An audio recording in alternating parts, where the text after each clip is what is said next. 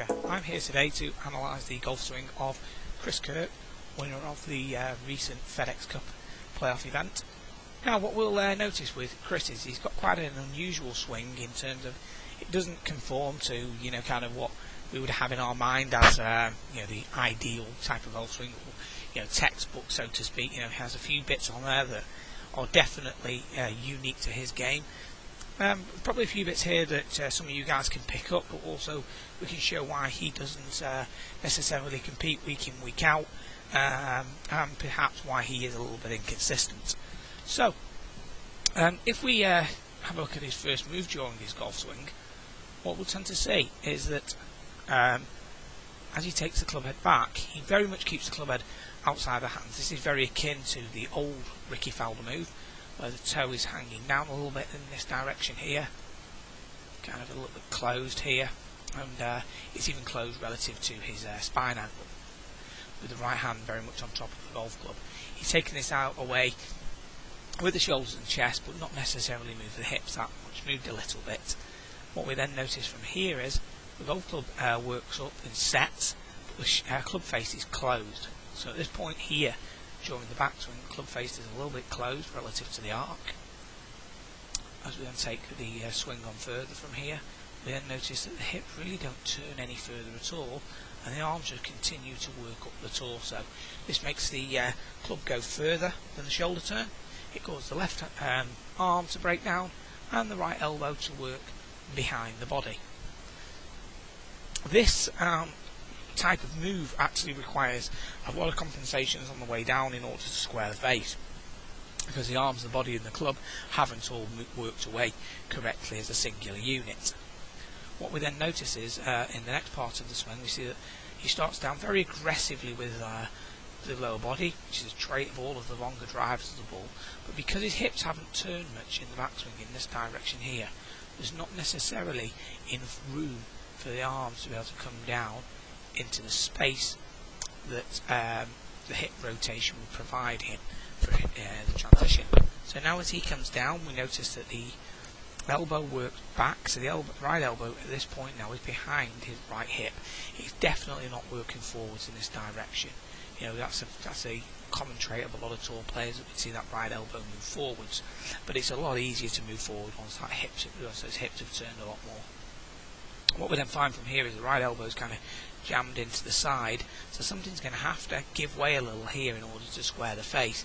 So what Chris does is he stalls the body, but he very much pops up on his right foot. So what happens is, because he stalls the body, the head goes back this way, pelvis works under in this direction, making the right foot pop up onto the toe, causing the heel to explode off the floor.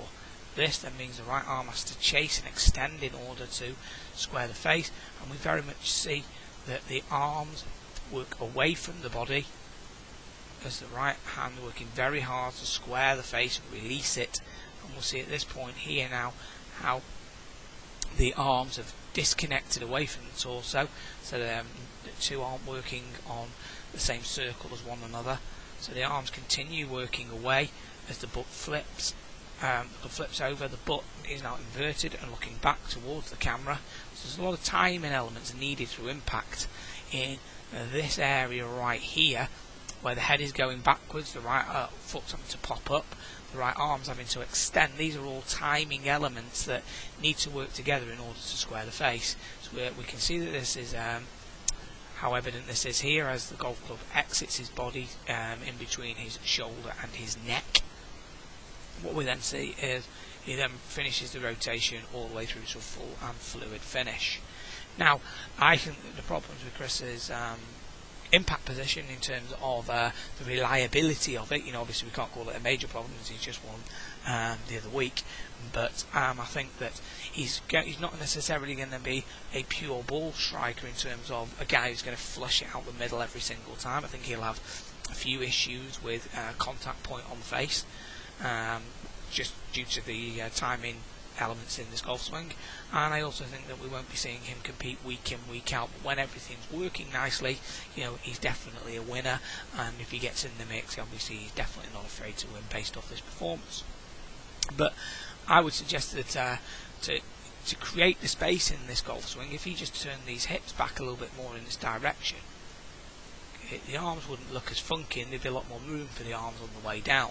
He therefore wouldn't need this move where the elbow's going back, the elbow gets stuck, head has to go backwards, arms chase away in order to square the face. This isn't necessarily a very modern impact position with a driver as the tour players go, but clearly it works very, very nicely for Chris. If we're to compare this to world number 1 Rory here at the top of the swing, we'll see that Rory's hips have turned a lot more during the backswing here, so he's got more room for his arms to come down in this region, whereas Chris doesn't have that same amount of room. So what we notice is how Chris's arms drop down and get a little bit stuck. What we notice here is that Rory's arms work in front. So he has more space now, so Chris stalls, and we see how that club flips and the arms and body are working at different speeds to one another. What we see with Rory is because he's a lot more synchronised, everything can work together as a unit, and the arms and body in the club are matching one another a lot more. This is going to be a vital thing for consistency, week in, week out, as obviously we've seen it with Rory. He's turning the hips more than he did do a few years ago. I think you can see here with the foot how Chris has popped up the heels very much off the floor a lot more, and he's pushing down with the toe box, and Rory's is rolling. So you can see how Rory's moving everything through as a singular unit, powered by the core, whereas Chris is having to use the hands and arms to square the face. I think if he was to tweak a couple of things here, we could probably see a little bit more consistency from him, but that's obviously going to be the player's decision to decide whether that's something he would want to do or not.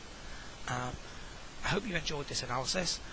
If you'd like to see more from me, please visit my website, which is www.danwhitakergolf.com. Thanks a lot.